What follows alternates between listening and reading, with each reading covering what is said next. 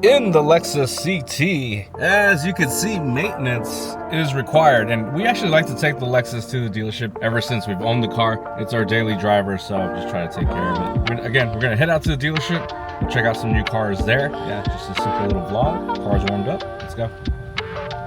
All right, here we are at the dealership, Lexus Pleasanton. We've brought the RX here before. This is the first time we bring the CT. Because at the time we were trying out two different dealerships since we moved. You know, one of them is here in Pleasanton, the other one is in Concord, and yeah, I decided to bring it to the Pleasanton one because I thought they would give me a loaner, but they're not going to give me one. But it's all right. It is indoor. Oh yeah. All right, inside the dealership. Check this out. They got pretty much in order: the RX, the NX, the UX. Good, how are you? Take a look at RX? Yeah. Oh no, just doing maintenance. Okay, cool. Yeah, just waiting around. Thank you. And recording YouTube videos. Check this out, the UX. Our friend Nolan, of course, he has one. Really nice, fixed up. And I remember I was checking to see if the new ones, they changed anything here. Maybe it was different from the very first one I ever tried. I remember hitting my knee here really hard. Maybe it's just the way I got in that one time. These things are really nice. A lot of the Lexus have kind of like this setup right here. Obviously, we don't have the keys for this, so you can't see the animation or anything like that. But pretty much throughout, I think even that one. Let's go check the NX, because I think the NX and the RX are a lot different than they were, I think, 2 years ago. By the way, look at this interior. It's really nice. Lexus always does a really good job. Front, so nice. There goes the big one, the really big one. I'll go on that one later. But this one's locked, so we can't get in this one. This one's locked too.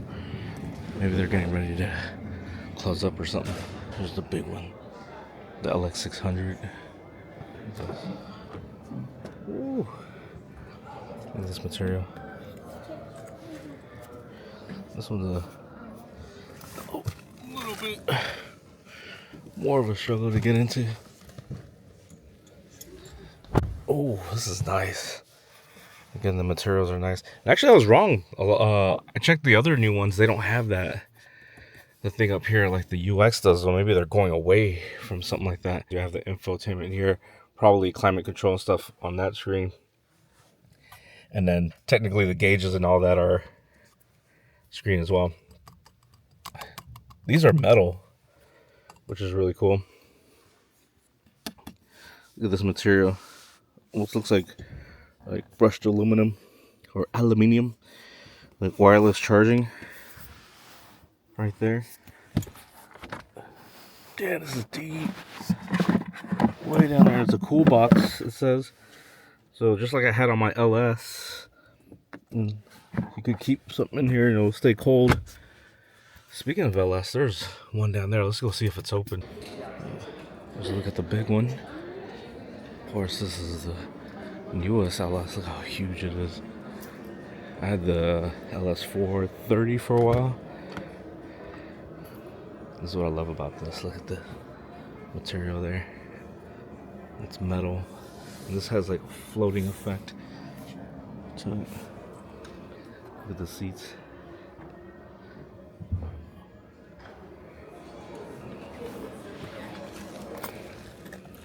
This one here, oh my god, it is super hard to reach. Holy hell. Yeah, look at these materials. It's a lot like the LC500 as far as like the materials in the car.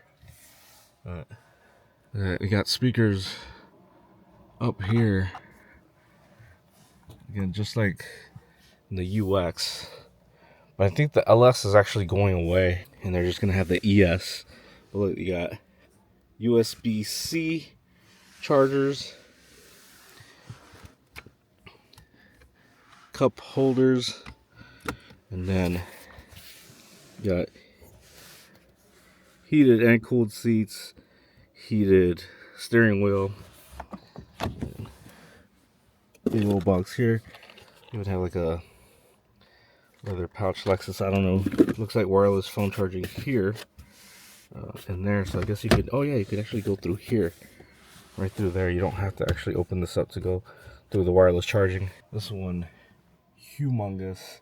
I wouldn't be surprised if the back has like massage seats or something like that. Let's go back there, check it out. See if it has that where, yeah, the door can be put pretty much, oh, there's a little hinge there, but past the hinge, it'll just stop. The hinge, I don't know if that's right. The back. Again, those nice materials continue on here. Here, this has a floating effect right there. And then this is really comfortable because on the in the front, when I was in the front, I had plenty of room. Didn't have to go forward too much, and seated back here, plenty of room as well. Look at that. Up here, there is, what is this? There's a vanity mirror. So just like my LS430 had, this has a vanity mirror on both sides. They have speakers up on the ceiling as well. There's also a second sunroof. There's also map lights. Two map lights, actually. Two map lights on each side. You can open and close the back. I don't think that'll, yeah, it probably won't work with the car off, but you can control the back privacy visor, whatever you call it, from back here. What's this? Cup holders, and let's close. Again, the materials are really nice, just like the LS I had, which is much older. Micro suede on the ceiling and on the pillars. Again, really big, really long car. Definitely, out of all the cars I've owned, the LS is the one I regret selling the most. Again, it wasn't as new as this one, not by far, but, or not even close, I should say, but a lot of the same, like the vanity mirrors up top, the micro suede, the heated and ventilated seats. The one I had back massage chair as well. I had the UL, the ultra luxury, but this is very nice. This one is the F Sport. Lexus right there on top of the beautiful headlights. The front. This, the new RC. Oh. This is really nice. RC, as far as here, they haven't changed too much since it first came out. The RC basically being a coupe version of the IS. And when it first came out, I thought it was genius because at the time I didn't really want anything more than two doors because no kids or anything like that. Still no kids. Don't want any. But after owning the LS, I could really appreciate a four-door. But this RC has always been one of my favorites of all the Lexus. And the materials are beautiful. Very nice. And this is aged very well, although they, you know, of course they've changed a few things throughout the years, little by little on the RCs. Overall, it's still pretty much the same look. Still gorgeous. Show you the outside.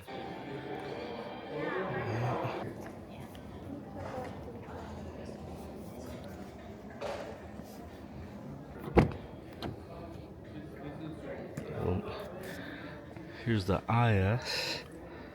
Look at the beautiful seats.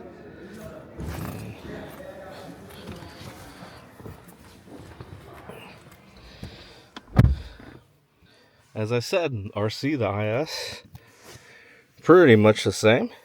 A few differences as far as materials, but that's probably because it's a different spec. But overall the same. And of course, four-door on this one, a lot more. Well, I wouldn't say a lot more, but more room in the back. They're both very nice. If I'm not mistaken, I think the RC costs a little bit more. The IS. They have an IS 500 that's basically like an ISF. I think, yeah, that's the ES. Look at this.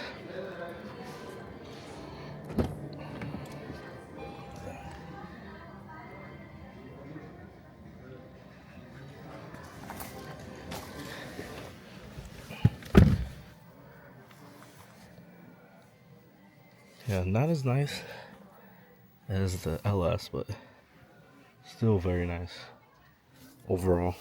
Big old screen there. There's another big one here. This one's the G, right? Yeah, GX 450. If I'm not mistaken, the door on this one opens. This one, actually, maybe not this one. Might go straight up. Actually, I'm not sure. Ooh, this one has red interior. Now we're talking. Oh man, very tall. Yeah, different. Oh man, I'm coughing. Different from the one across there. I'm not sure if this one is updated as the other big one over there, but still, nonetheless, super roomy.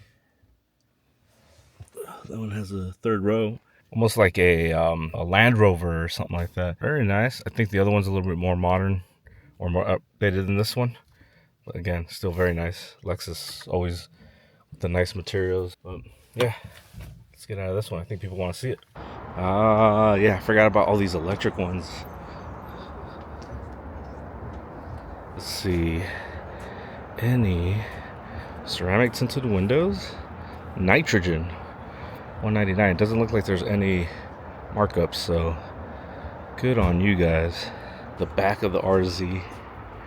I know Toyota has something similar. I mean, well, obviously it's the same brand, but of course you're probably gonna get nicer materials with the Lexus.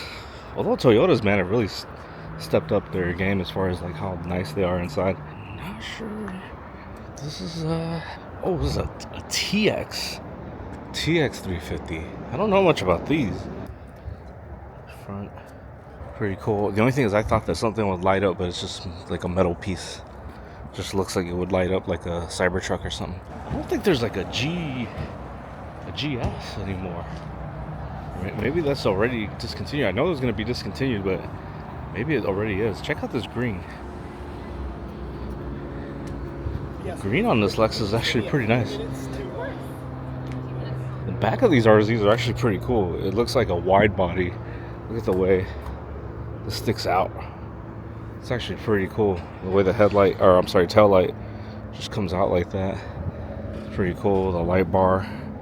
I'll show you the front again. Imagine just this like lowered, some nice wheels. Yeah, it's crazy how it's all closed up like that. And of course electric, just like that white one over there. Back in the CT, and oh boy, yeah, we're gonna have to talk about what's wrong with the CT. They found some things wrong. It's not okay. It could be bad. It could be bad. We'll go over it when I get home. All right, back home. Yeah, this is not the CT. This is the 4C. Yeah, basically wanted to talk about the maintenance that was done to the CT. Basically just the oil change, rotation of tires, the filter, and the inspection, and it came out to 180.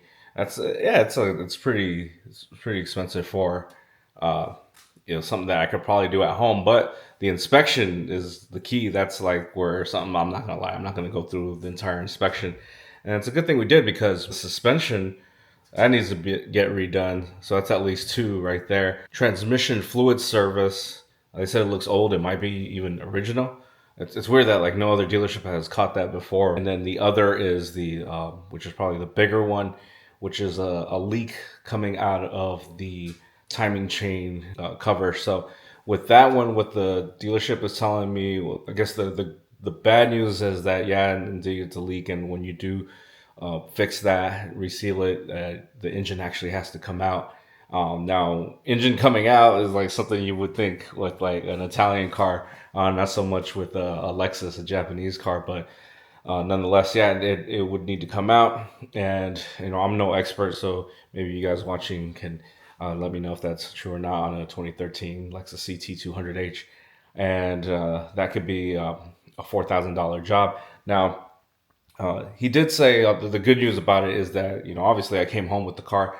He was just saying that worst case scenario from the leak, maybe a light comes on and we need to top our oil. That's it. It's not like a bad leak. But we decided we're gonna take that to Trent's uncle.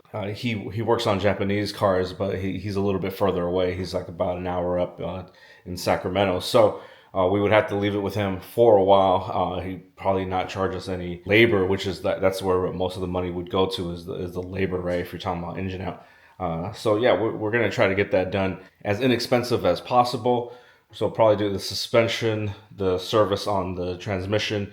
I think the brakes are like yellow in the front. So probably might as well do that. And then if indeed the engine does need to come out to fix that oil leak in the timing chain cover or whatever it is, then that needs to get done as well. And yeah, just probably have a talk. I don't know. Maybe it's time to replace the CT instead. Because that warranty, that 10-year warranty on the battery, because it's a hybrid, that's done. I think that one was done last year, 2013. So maybe it's something to consider. Is maybe another car. I don't know. I'll have to have a talk with Trin and see what she wants to do. Maybe not brand new, but maybe newer car. We'll see. And see if it's worth going through everything. See how much that'll cost, even through family.